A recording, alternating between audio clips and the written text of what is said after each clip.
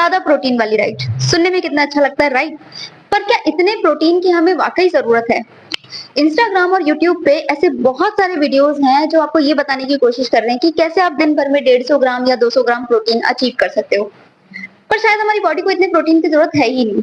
आप अपनी protein requirement को कैलकुलेट कर सकते हो आपके बॉडी वेट के हिसाब से। तो अगर आप एक सीडेंटरी लाइफ यानी बैठे बिठाए जिंदगी जी रहे हो, बहुत ज्यादा एक्टिव नहीं हो जैसे कि मैं, तो मेरी बॉडी को सिर्फ 0.8 ग्राम ऑफ प्रोटीन चाहिए पर KG of my body weight. पर अगर कोई एक्टिव इंडिविजुअल भी है तो उसको 1.2 से 1.6 ग्राम ऑफ प्रोटीन चाहिए पर KG of their body weight.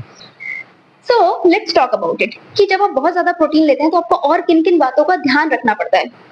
सी, जब आप प्रोटीन लेते हैं तो हमारी बॉडी में प्रोटीन का डाइजेशन होके एक नाइट्रोजनस वेस्ट भी बनता है जिसका नाम है यूरिया। तो जब आप बहुत ज्यादा प्रोटीन लेंगे तो आपको बहुत ज्यादा यूरिया बनेगा और इस यूरिया को रिमूव करने के लिए हमें पानी की जरूरत पड़ती है। अब सपोज किसी ने प्रोटीन बहुत ज्यादा ले लिया लेकिन पानी वो उतना ही पी रहा है तो कहीं ना कहीं वो अपनी किडनी से भी वेट लिफ्टिंग करवा रहा है।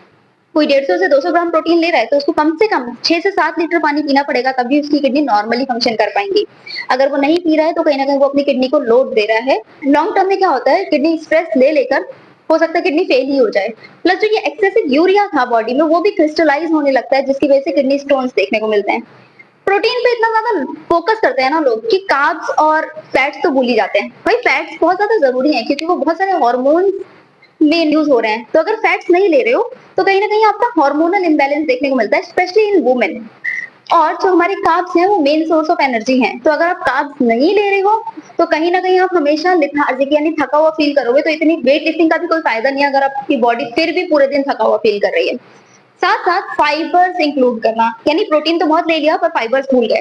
तो अगर आप फाइबर्स नहीं ले रहे हो तो आपका जो बॉवल मूवमेंट है वो बहुत स्लो हो जाता है जिसकी वजह से कॉन्स्टिपेशन होना शुरू हो जाता है। तो जो बहुत ज्यादा प्रोटीन ले रहे हैं उनको बहुत सारी चीजों का ध्यान रखना पड़ता है, जैसे वाटर का कंजम्पशन बढ़ा के रखना पड़ेगा, फैट्स और कार्ब्स का जो रेशियो है उसको भी मेंटेन करना पड़ेगा ताकि बाकी चीजों पे अफेक्ट ना आए।